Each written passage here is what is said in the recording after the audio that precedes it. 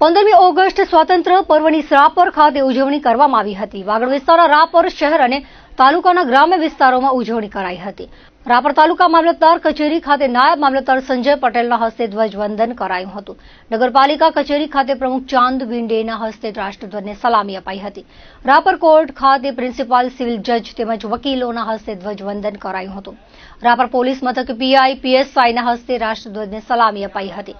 તો તાલુકા કક્ષાનો કાર્યક્રમ બાલાસર ખાતે યોજાયો હતો, જ્યાં મામલતદાર એચબી વાઘેલાના હસ્તે ધ્વજવંદન કરવામાં આવ્યું હતું। ઉપરાંત સાંસ્કૃતિક સહિતના વિવિધ કાર્યક્રમો યોજાયા હતા।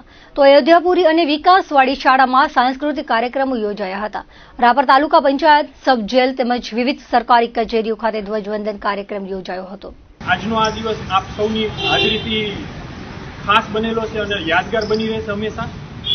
આજનો દિવસ ખાસ કરીને સ્વાતંત્ર્ય સેનાનીઓ છે, જે શહીદ થયેલા છે, એમને ખાસ યાદ કરવાનો છે અને દેશભક્તિની ભાવના સદાય માટે આપણા હૃદયમાં, મનમાં ઉજાગર રાખવા માટેનો દિવસ છે અને એ જ મારો આજનો સંદેશ છે।